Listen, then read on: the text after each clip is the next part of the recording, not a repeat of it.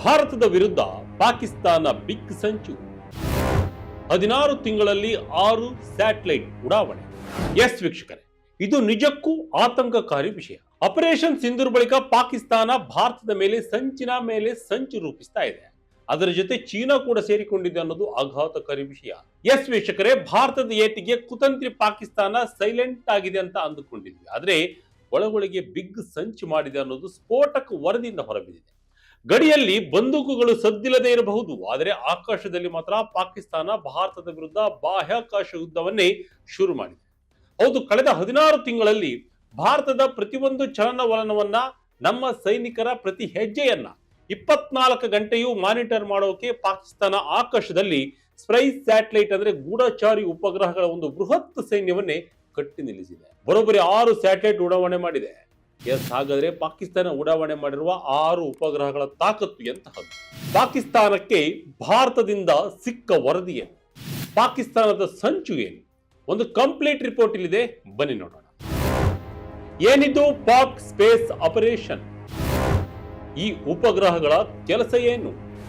S, ಪಾಕಿಸ್ತಾನದ ಈ space operation ಯಾವ ವೇಗದಲ್ಲಿ ನಡೀತಿದೆ ಅನ್ನೋದನ್ನ ನೋಡ್ತಾ ಹೋಗೋಣ. ಕಳೆದ ವರ್ಷ ಆಪರೇಷನ್ ಸಿಂಧೂರ್ ನಡೆದ ಮೇಲೆ ಭಾರತ ಮತ್ತು ಪಾಕಿಸ್ತಾನದ ನಡುವೆ ಶಾಂತಿ ನೆಲೆಸಿದೆ ಬಿಡುವಂತ ಎಲ್ಲರೂ ಅಂದುಕೊಂಡಿದ್ರು. ಆದರೆ ಇದೇ ಸಮಯದಲ್ಲಿ ಪಾಕಿಸ್ತಾನ ಒಳಗೊಳಗೆ ಕುತಂತ್ರಿ ಬುದ್ಧಿಯನ್ನ ಮಾಡ್ತಾ ಇದೆ. ಜನವರಿ 2025ರಿಂದ ಜೂನ್ 2026ರವರೆಗೆ ಅಂದ್ರೆ ಕೇವಲ 16 ತಿಂಗಳಲ್ಲಿ ಪಾಕಿಸ್ತಾನ ಬರೋಬ್ಬರಿ 6 ಅರ್ತ್ ಅಬ್ಸರ್ವೇಷನ್ ಉಪಗ್ರಹಗಳನ್ನ ಉಡಾವಣೆ ಮಾಡಿದೆ. ಈ ಉಪಗ್ರಹಗಳ ಕೆಲಸ ಏನು ಗೊತ್ತಾ?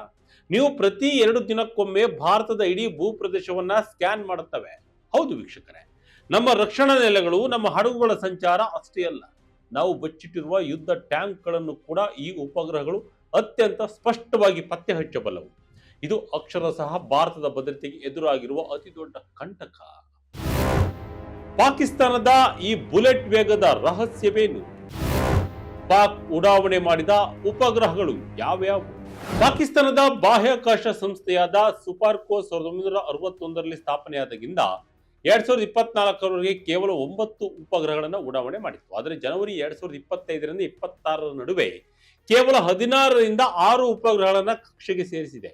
ಇದು ಸಾಮಾನ್ಯ ಪ್ರಗತಿಯಲ್ಲ, ಬದಲಾಗಿ ಒಂದು ವ್ಯವಸ್ಥಿತ ಮಿಲಿಟರಿ ಸಿದ್ಧತೆ ಎಂದು ತಜ್ಞರು ಅಭಿಪ್ರಾಯಪಟ್ಟಿದ್ದಾರೆ. ಹಾಗಾದ್ರೆ ಪಾಕಿಸ್ತಾನ ಉಡಾಯಿಸಿದ ಉಪಗ್ರಹಗಳು ಯಾವ್ಯಾವು ಅನ್ನೋದನ್ನ ನಾವು ನೋಡ್ತಾ ಹೋಗೋದಾದ್ರೆ, ಪೌಸಾಟ್ 1 ಎಂಬ ಉಪಗ್ರಹವನ್ನು ಜನವರಿ 14, 2025ರಂದು ಉಡಾವಣೆ ಮಾಡಿದೆ. ಸ್ಪೇಸ್ ಎಕ್ಸ್ ನ ಫಾಲ್ಕನ್ 9 ರಾಕೆಟ್ ಮೂಲಕ ಉಡಾವಣೆಗೊಂಡ ಈ ಕ್ಯೂಬ್ ಸ್ಯಾಟ್ ಸೂರ್ಯ ಸಿಂಕ್ರೋನಸ್ ಕಕ್ಷೆಯಲ್ಲಿದ್ದು ನಿರಂತರ ವೀಕ್ಷಣೆ ನಡೆಸುತ್ತದೆ. ಇನ್ನು PRSC EO-1 ಉಪಗ್ರಹವನ್ನು ಜನವರಿ 17, 2025ರಂದು ಉಡಾವಣೆ ಮಾಡಿದೆ. ಇದನ್ನ China long March 2D rocket ಮೂಲಕ ಉಡಾವಣೆ ಮಾಡಲಾಗಿದೆ. PRSS-2 ಉಪಗ್ರಹವನ್ನ ಜುಲೈ 31, 2025ರಂದು ಉಡಾವಣೆ ಮಾಡಲಾಗಿದೆ. ಇದು ಹೆಚ್ಚಿನ ರೆಸಲ್ಯೂಷನ್ ಹೊಂದಿರುವ ಅತ್ಯಾಧುನಿಕ ಉಪಗ್ರಹವಾಗಿದೆ. ಇನ್ನು HS-1 ಉಪಗ್ರಹವನ್ನ ಅಕ್ಟೋಬರ್ 19, 2025ರಂದು ಉಡಾವಣೆ ಮಾಡಲಾಗಿದೆ. ಇದು ಪಾಕಿಸ್ತಾನದ ಮೊದಲ ಹೈಪರ್ ಸ್ಪೆಕ್ಟ್ರಲ್ ಉಪಗ್ರಹ. ಇದು ಮರೆಮಾಚಿರುವ ಮಿಲಿಟರಿ ಆಸ್ತಿಯನ್ನ ಪತ್ತೆ ಹಚ್ಚುವ ಸಾಮರ್ಥ್ಯವನ್ನು ಹೊಂದಿದೆ. ಇನ್ನು PRSC EO-2 ಮತ್ತು PRSC EO-3 ಫೆಬ್ರವರಿ ಮತ್ತು ಏಪ್ರಿಲ್ 2026ರಲ್ಲಿ ಉಡಾವಣೆ ಮಾಡಲಾಗಿದೆ. ಇವು AI ಆಧಾರಿತ ಇಮೇಜ್ ಪ್ರೊಸೆಸಿಂಗ್ ಸಾಮರ್ಥ್ಯ ಹೊಂದಿದ್ದು ನೈಜ ಸಮಯದಲ್ಲಿ ಗಡಿ ಕಣ್ಗಾವಲು ನಡೆಸುತ್ತವೆ.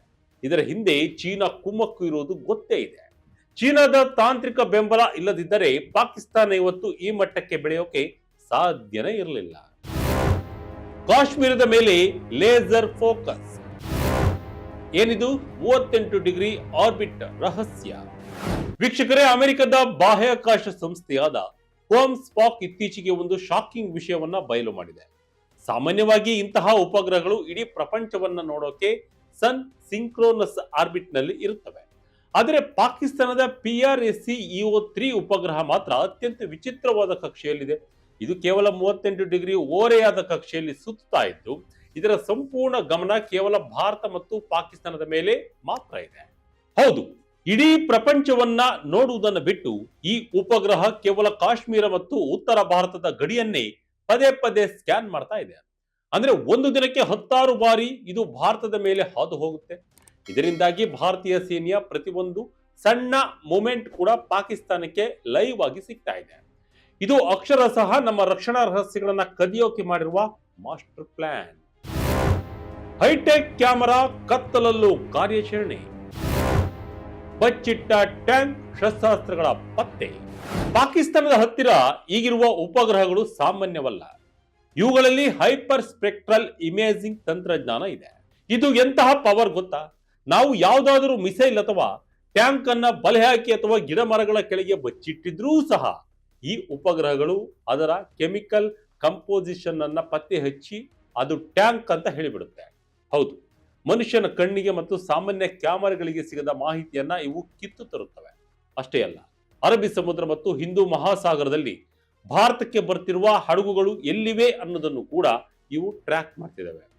ಈ ಮೂಲಕ ಪಾಕಿಸ್ತಾನ ಇವತ್ತು ಭಾರತವನ್ನ ಸುತ್ತುವರಿಯಲು ಬಾಹ್ಯಾಕಾಶವನ್ನ ಬಳಸಿಕೊಳ್ತಾ ಇದೆ.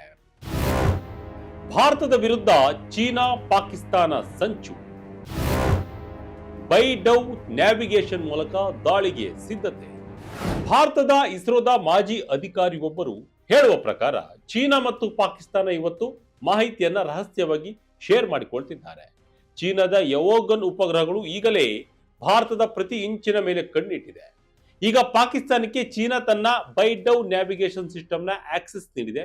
ವೀಕ್ಷಕರಿಗೆ ಗಮನಿಸಿ, ಇಷ್ಟು ದಿನ ಪಾಕಿಸ್ತಾನ GPS ನಂಬಿಕೊಂಡಿತ್ತು. ಆದರೆ ಈಗ ಚೀನಾದ ಬೈಡೌ ಬಳಸುತ್ತಿರೋದ್ರಿಂದ ಪಾಕಿಸ್ತಾನದ ಮಿಸೈಲ್ಗಳು ಅತಿ ಹೆಚ್ಚು ನಿಖರವಾಗಿ ಭಾರತದ ಗುರಿಗಳನ್ನ ತಲುಪಬಲ್ಲವು.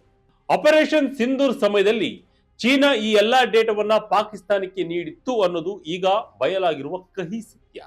ಅಂದ್ರೆ ಚೀನಾ ಇವತ್ತು ಪಾಕಿಸ್ತಾನವನ್ನ ತನ್ನ ಬಾಹ್ಯಾಕಾಶ ಏಜೆಂಟ್ ಆಗಿ ಬಳಸಿಕೊಳ್ತಾ ಇದೆ.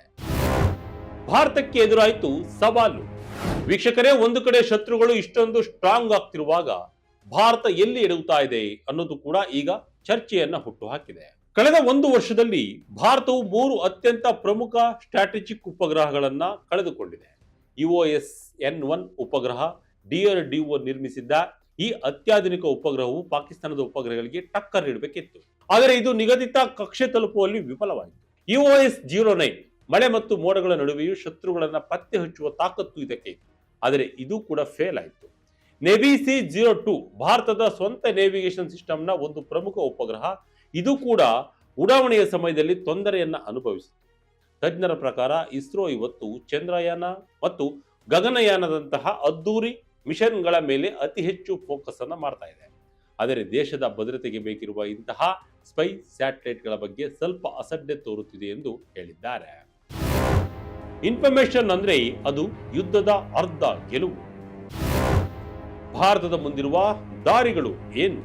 ಎಸ್ ವೀಕ್ಷಕರೇ, ಇಂದಿನ ಯುದ್ಧಗಳು ಮೈದಾನದಲ್ಲಿ ಗೆಲ್ಲುವ ಮೊದಲೇ ಆಕಾಶದಲ್ಲಿ ನಿರ್ಧಾರವಾಗುತ್ತೆ. ಯಾರ ಹತ್ತಿರ ಹೆಚ್ಚಿನ ಮಾಹಿತಿ ಅಂದ್ರೆ ಇನ್ಫಾರ್ಮೇಶನ್ ಇರುತ್ತೋ ಅವರೇ ಇವತ್ತಿನ ಅಸಲಿ ಬಾಸ್ ಆಗಿರ್ತಾರೆ. ಅಮೆರಿಕ ಮತ್ತು ಇರಾನ್ ಯುದ್ಧದಲ್ಲೂ ಇದನ್ನೇ ನೋಡುತ್ತಿದ್ದೇವೆ. ಇರಾನ್ ಚೀನಾದ ಉಪಗ್ರಹಗಳನ್ನು ಬಳಸಿಕೊಂಡು ಅಮೆರಿಕದ ನೆಲೆಗಳ ಮೇಲೆ ದಾಳಿ ಮಾಡಿತು. ಈಗ ಅದೇ ಮಾಡೆಲ್ ಅನ್ನ ಪಾಕಿಸ್ತಾನ ಭಾರತದ ಮೇಲೆ ಪ್ರಯೋಗವನ್ನ ಮಾಡ್ತಾ ಇದೆ. ಈಗ ಭಾರತಕ್ಕೂ ಕೂಡ ಸವಾಲ್ ಎದುರಾಗಿದೆ. ಪಾಕಿಸ್ತಾನದ ಸಂಚಿನ ವಿರುದ್ಧ ಕಠಿಣ ಕ್ರಮ ತೆಗೆದುಕೊಳ್ಳಲೇಬೇಕಿದೆ. ಬಾಹ್ಯಾಕಾಶ ತಂತ್ರಜ್ಞ ಅಶ್ವಿನ್ ಪ್ರಸಾದ್ ರಾವ್ ಅವರ ಪ್ರಕಾರ ಇಂದಿನ ಜಗತ್ತಿನಲ್ಲಿ ಮಾಹಿತಿಯ ಶಕ್ತಿ. ಉಕ್ರೇನ್ ಮತ್ತು ಇರಾನ್ ಸಂಘರ್ಷಗಳಲ್ಲಿ ನಾವು ನೋಡಿದಂತೆ ವಾಣಿಜ್ಯ ಉಪಗ್ರಹ ಚಿತ್ರಗಳನ್ನು ಯುದ್ಧದ ಸಮಯದಲ್ಲಿ ನಿರ್ಬಂಧಿಸಬಹುದು. ಆದ್ದರಿಂದ ಭಾರತವು ಇತರರ ಮೇಲೆ ಅವಲಂಬಿತವಾಗದೆ ತನ್ನದೇ ಆದ ಕಣ್ಗಾವಲು ಉಪಗ್ರಹಗಳ ಜಾಲವನ್ನ ಬಲಪಡಿಸಬೇಕಿದೆ ಎಂದು ಸಲಹೆ ಕೊಟ್ಟಿದ್ದಾರೆ. ಒಬ್ಬ ವ್ಯಕ್ತಿ ಕುಂಟುತ್ತಾ ನಡೆಯುತ್ತಿದ್ದವನು ಇದ್ದಕ್ಕಿದ್ದಂತೆ ಹುಸೇನ್ ಬೋಲ್ಟ್ನನ್ನ ಸೋಲಿಸಲು ಸಾಧ್ಯವಿಲ್ಲ. ಪಾಕಿಸ್ತಾನ ಈ ವೇಗದ ಹಿಂದೆ ಚೀನಾದ ವ್ಯವಸ್ಥಿತ ಪ್ಲಾನ್ ಇದೆ ಎಂದು ಇಸ್ರೋ ಮಾಜಿ ಅಧಿಕಾರಿಯೊಬ್ಬರು ಎಚ್ಚರಿಸಿದ್ದಾರೆ. ಪಾಕಿಸ್ತಾನದ ಈ ಉಪಗ್ರಹಗಳು ಕೇವಲ ಚಿತ್ರಗಳನ್ನು ತೆಗೆಯುವುದಿಲ್ಲ, ಬದಲಾಗಿ ಭಾರತದ ರಕ್ಷಣಾ ನೆಲೆಗಳ ನೈಜ ಸಮಯದ ಮಾಹಿತಿಯನ್ನು ನೀಡಿ ದಾಳಿಗೆ ಸಂಚು ರೂಪಿಸಲು ನೆರವಾಗುತ್ತವೆ ಎಂದಿದ್ದಾರೆ. ನಾಗರಿಕ ಹೆಸರಿನಲ್ಲಿ ಪಾಕ್ ಮಿಲಿಟರಿ ಆಟ. ಪಾಕಿಸ್ತಾನವು ಈ ಉಪಗ್ರಹಗಳನ್ನು ಕೃಷಿ, ವಿಪತ್ತು ನಿರ್ವಹಣೆ ಮತ್ತು ದೂರ ಸಂಪರ್ಕ ಉದ್ದೇಶಗಳಿಗಾಗಿ ಬಳಸಲಾಗ್ತಾ ಇದೆ ಎಂದು ಹೇಳಿಕೊಳ್ತಾ ಇದೆ. ಆದರೆ ಇವುಗಳ ತಾಂತ್ರಿಕ ಗುಣಲಕ್ಷಣಗಳು ಸಂಪೂರ್ಣವಾಗಿ ಮಿಲಿಟರಿ ಉದ್ದೇಶಗಳನ್ನ ಹೊಂದಿವೆ ಎಂದು ಭಾರತೀಯ ನೌಕಾಪಡೆಯ ಮಾಜಿ ಅಧಿಕಾರಿ ಸುಧೀರ್ ಪಿಳ್ಳೈ ಹೇಳಿದ್ದಾರೆ. ವಿಶೇಷವಾಗಿ ಹೈಪರ್ ಸ್ಪೆಕ್ಟ್ರಲ್ ಇಮೇಜಿಂಗ್ ತಂತ್ರಜ್ಞಾನವು ನೆಲದ ಮೇಲೆ ಇರುವ ವಸ್ತುಗಳನ್ನ ನೂರಾರು ಬಣ್ಣದ ತರಂಗಾಂತರಗಳಲ್ಲಿ ವೀಕ್ಷಿಸುತ್ತದೆ. ಇದು ಕೇವಲ ಫೋಟೋ ತೆಗೆಯುವುದಲ್ಲದೆ ನೆಲದ ಮೇಲಿರುವ ವಸ್ತು ಯಾವ ಪದಾರ್ಥದಿಂದ ಮಾಡಲ್ಪಟ್ಟಿದೆ ಎಂಬುದನ್ನ ಗುರುತಿಸುತ್ತದೆ. ಉದಾಹರಣೆಗೆ, ಕಾಡಿನೊಳಗೆ ಮರೆಮಾಚಿರುವ ಟ್ಯಾಂಕ್ಗಳು ಅಥವಾ ಟಾರ್ಪೆಲಿನಿಂದ ಮುಚ್ಚಲ್ಪಟ್ಟ ಕ್ಷಿಪಣಿ ಲಾಂಚರ್ಗಳನ್ನ ಈ ಉಪಗ್ರಹ ಸುಲಭವಾಗಿ ಪತ್ತೆ ಹಚ್ಚುತ್ತದೆ. ಮೇಲ್ನೋಟಕ್ಕೆ ಪಾಕಿಸ್ತಾನ ಕೃಷಿ ವಿಪತ್ತು ನಿರ್ವಹಣೆ ಮತ್ತು ದೂರಸಂಪರ್ಕ ಉದ್ದೇಶಗಳಿಗಾಗಿ ಬಳಸಲಾಗ್ತಿದೆ ಎಂದು ಹೇಳಿದರೂ ಕೂಡ ಜಗತ್ತು ಇದನ್ನು ನಂಬಲು ಸಾಧ್ಯವಿಲ್ಲ. ಒಟ್ಟಿನಲ್ಲಿ ಪಾಕಿಸ್ತಾನವು ಚೀನಾದ ನೆರವಿನೊಂದಿಗೆ ಬಾಹ್ಯಾಕಾಶದಲ್ಲಿ ನಡೆಸುತ್ತಿರುವ ಈ ಗೂಢಚಾರಿ ಸಂಚು ಭಾರತದ ಭದ್ರತೆಗೆ ಎದುರಾಗಿರುವ ದೊಡ್ಡ ಸವಾಲಾಗಿದೆ.